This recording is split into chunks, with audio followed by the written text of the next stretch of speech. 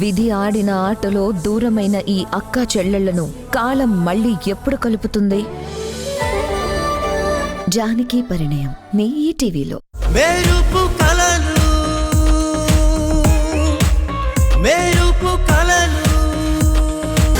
అత్తయ్య, వాసు పెళ్లి గురించి మీకో విషయం చెప్పాలి.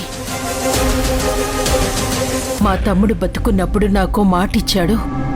సంయుక్తను వాసుకిచ్చి పెళ్లి చేసి మన ఇంటి కోడల్ని చేస్తానని మాటిచ్చాడు. అందుకని వాసు సంయుక్తల పెళ్లి చేద్దాం అత్తయ్యా. అబ్బా, కాస్త ఆపుతావా?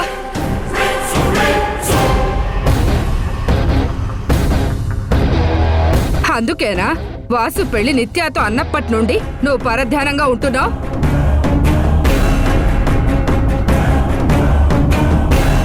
అయినా నీకు ఇలాంటి పనికిమాల ఆలోచనలు ఎందుకు వస్తాయే? ఆ భానుమతి మన జీవితాల్లోకి వచ్చి మన కుటుంబాల్ని నాశనం చేసింది. అలాంటి కుటుంబాన్ని తీసుకొచ్చి ఇలా మన ఇంట్లో పెట్టుకోవడమే నువ్వు చేస్తున్న పెద్ద తప్పు. నేను ఊరుకుంటుంటే నువ్వు ఏకంగా వాళ్లతో పెళ్లి సంబంధం కలుపుకోవాలని చూస్తున్నావా? అయ్యో అత్తయ్య, గట్టిగా మాట్లాడకండి. భాను వింటే బాగోదు. చూడు, నా మనవడు పెళ్లి విషయంలో నేను ఎవరి జోక్యాన్ని సహించను.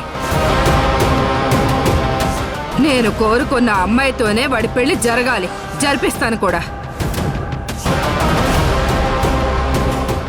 అది కాదత్తయ్యా, నా మాట గురించి కాదు, వదిలేయండి. కానీ వాసు సంయుక్తలు ఒకరి కోసం ఒకరు పుట్టినట్టుంటారు. ఒకరి ఆలోచనల్ని ఇంకొకరు అర్థం చేసుకుంటారు.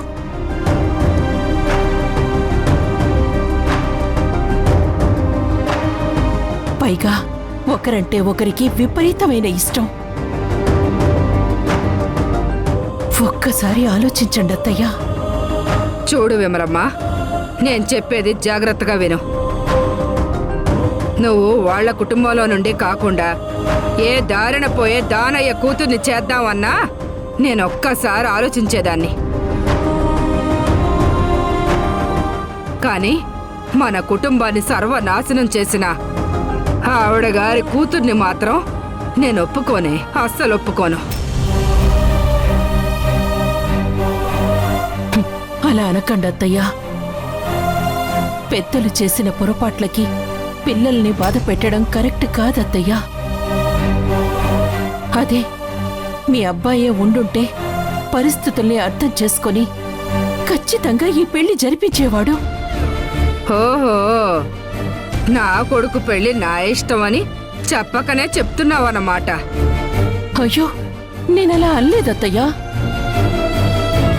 నువ్వెలా అన్నా నాకు అర్థమైంది ఇదే. చూడు, వాసు నీ కొడుకే కావచ్చు, కానీ నాకు నా వంశాన్ని నిలబెట్టే వారసుడే. వాడు నా కొడుకు రక్తం. వాడు నాకే సొంతం. వాడి పెళ్లి ఎవరితో చేయాలో ఎలా చేయాలో నాకు బాగా తెలుసు. నా అనుమతి, నా ఇష్టం లేకుండా వాడి జీవితంలో ఏది జరగదు.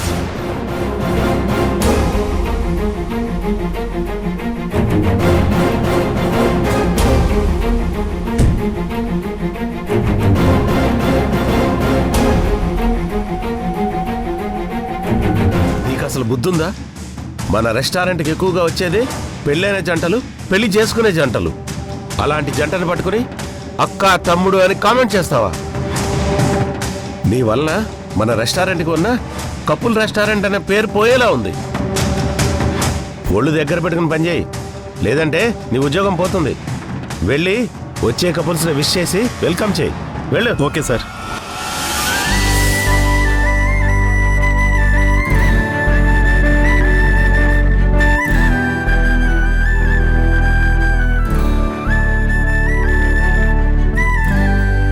వచ్చినందుకు థ్యాంక్స్. నేనేం నువ్వు చెప్పావని రాలేదు.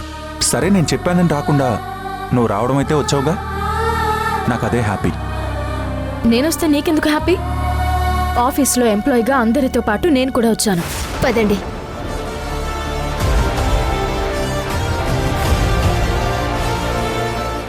నేను వచ్చినందుకు హ్యాపీ అయితే మిగతా వాళ్ళు వచ్చినందుకు ఏడుస్తున్నావా?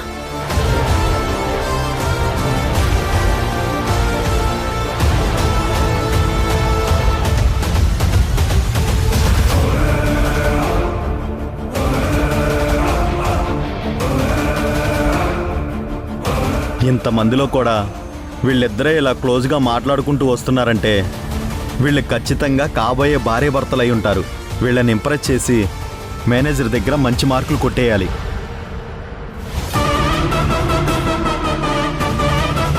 Hello sir. Hello madam.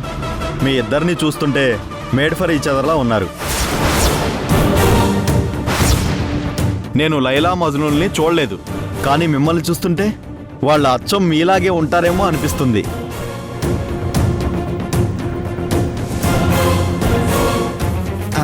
సీతారాములు, శివ పార్వతులు, రాధాకృష్ణులు.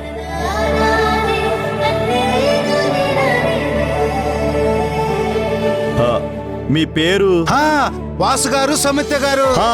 వాసు గారు, సంయుక్త గారు. మీరు కాబోయే ఆదర్శ దంపతులు.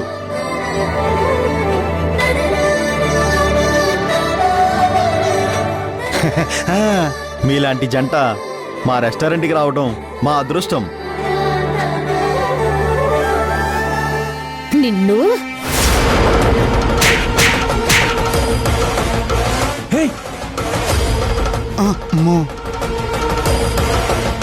మేడం, కావాలంటే మీ జంట ఎవరో చూపించండి, మిమ్మల్ని పొగుడుతాను. అంతేకాని ఒక చక్కని జంటను చూసి కుళ్ళుకుని నన్ను ఇలా కొట్టడం ఏం బాలేదు మేడం.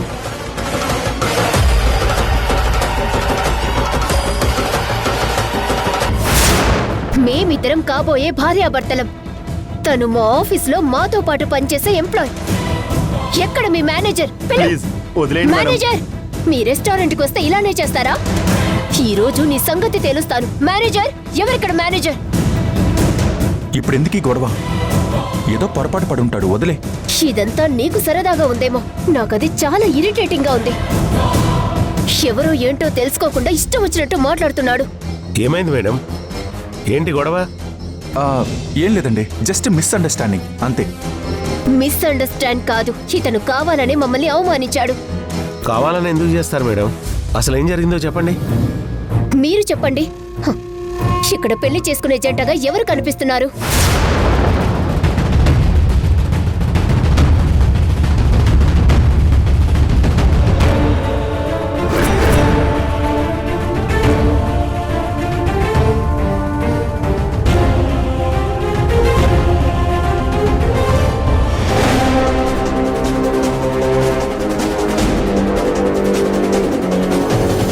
అమ్మాయి కావాలనే ఇతన్ని పట్టుకుంది, ఆ అమ్మాయి కావాలనే దూరం జరుగుతుంది. అంటే నన్ను కన్ఫ్యూజ్ చేసి నేను తప్పు చెప్పేలా ప్లాన్ చేశారన్నమాట. కానీ నేను ఇంటెలిజెంట్, నేను దొరకను. ఏంటి ఆలోచిస్తున్నావు? సరిగ్గా చూసి చెప్పు. మీరెంత కన్ఫ్యూజ్ చేసినా నేను కన్ఫ్యూజ్ అవ్వను మేడం. ఈసారికి సరైన జోడీ